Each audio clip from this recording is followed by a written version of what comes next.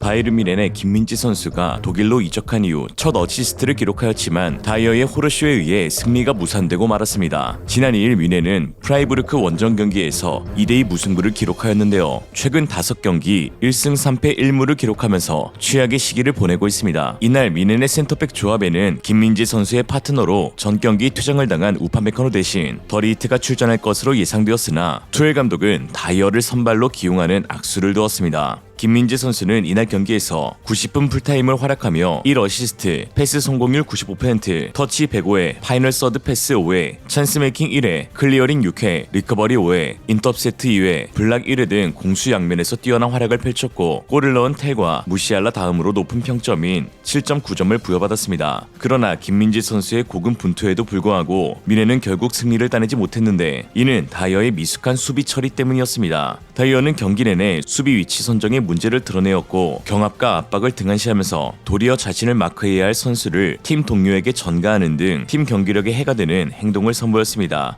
이에 그동안 다이어를 감싸던 투엘마저 폭발하였는데요. 토마스 투엘 감독은 경기 후 DAGN과의 인터뷰에서 할복이라는 표현까지 사용하며 뮌헨 수비진을 비난하였는데 그는 전반전은 좋지 못했다. 뒤처지는 게 마땅했다. 후반전은 나아졌지만 결국에는 보상을 받지 못했다. 약간은 할복 같은 경기였다. 패배를 위한 자살행위 같았는데 센터백이 풀백을 앞질러 나가는 장면이 있었고 이는 훈련한 적도 논의한 적도 없는 플레이였다. 마치 85분에 한 골차로 뒤쳤을 때나 해야 하는 플레이를 초반부터 하고 있었다. 그래서 이에 대한 응징을 당한 것이다. 전반전에는 아무 생각 없이 움직이다가 응징을 당한 것이라고 말했습니다. 투엘이 콕 집어서 누구라고 언급하진 않았지만 대부분의 독일 네티즌들은 이를 두고 다이어와 키미히를 지목한 것이라 했습니다. 투엘이 언급한 것처럼 센터백이 풀백을 앞질러 나가는 장면이라는 것은 센터백이 해야 할 역할을 풀백이 대신했다는 것을 의미합니다. 이는 첫 번째 실점 장면을 보면 명확하게 할 수 있죠. 전반 12분 프라이부르크 공격 당시 다이어는 키미히에게 추전방 공격수인 살라이의 마크를 지시하였습니다. 오른쪽 풀백인 키미히는 침투하는 윙포워드 그리포 선수를 발견했지만 다이어가 위치를 이탈하는 바람에 공간을 비워둘 수밖에 없었습니다.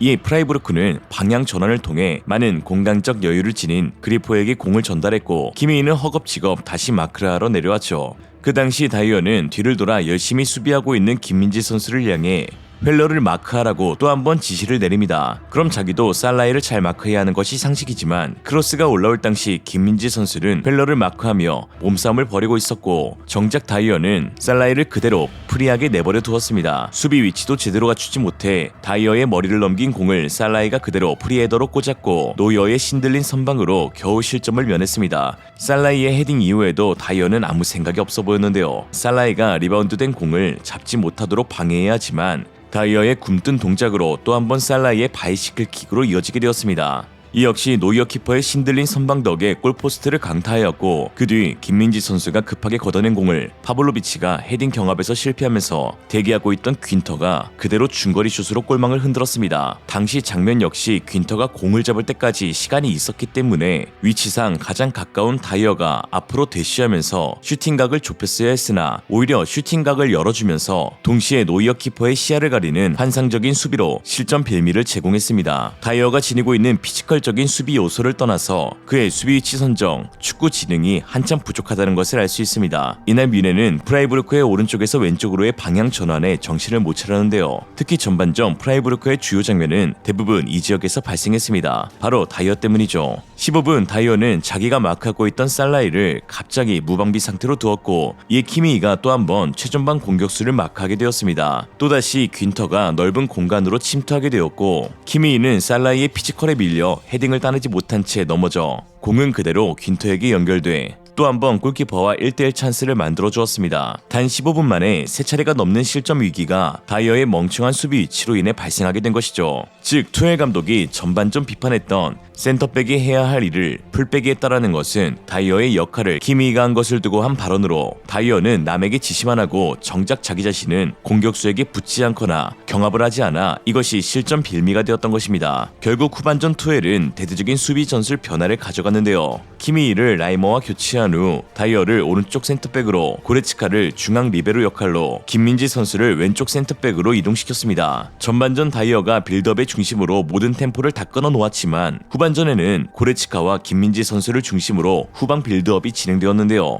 이러한 전술은 즉시 효과를 보았습니다. 미넨의 전반전 통계보다 후반 통계는 압도적으로 좋았고, 전반전만 해도 프라이부르크의 예상골 수치, 전체 슛, 큰 기회가 더 많았지만 후반전에는 미넨이 예상골과 전체 슛, 유효슈팅, 큰 기회 등의 더 나은 수치를 보였습니다. 11명이 함께 뛰는 축구는 아무리 뛰어난 선수들 10명이 있다 하더라도 한 명의 부족한 구멍이 발생하면 팀 경기력 전체가 무너지게 되는 스포츠입니다. 전반전 다이어가 키미에게 역할을 떠넘기며 발생했던 구멍들은 프라이부르크가 경기를 주도해 나갈 수 있었던 원동력이 되었고, 결국에는 초반 실점을 당하게 되는 빌미까지 되었죠. 이날 경기에서 한 가지 눈에 띄는 장면도 있었는데요. 김민재 선수가 그동안 하지 않았던 손짓을 사용하기 시작한 것입니다. 그리고 그 손짓은 대부분 다이어를 향했죠. 김민재 선수는 다이어에게 더 붙으라, 마크해라, 따라가라 등 손짓을 사용하였습니다. 다이어가 바로 앞에 있던 상대 선수를 향해 경합 압박 마크를 하지 않았기 때문이죠. 다이어의 나몰라라 수비에 김민재 선수도 결국 폭발하고 만 것입니다. 김민재 선수는 다이어와 달리 적극적으로 압박하여 공을 탈취하거나 헤딩 경합도 피하지 않는 등 펠러와 살라이를 끝없이 괴롭혔지만 다이어에게선 경합이나 압박의 모습은 볼 수 없었는데, 이는 다이어가 토트넘 시절부터 보여주었던 고질적인 문제입니다. 다이어는 주력과 순간 동작이 느린 수비수인데요. 이에 가까이부터 압박을 한 뒤 빼앗지 못한다면 바로 뒷공간을 내준 채 역습으로 이어질 수밖에 없습니다. 다이어 스스로도 이를 알고 있는지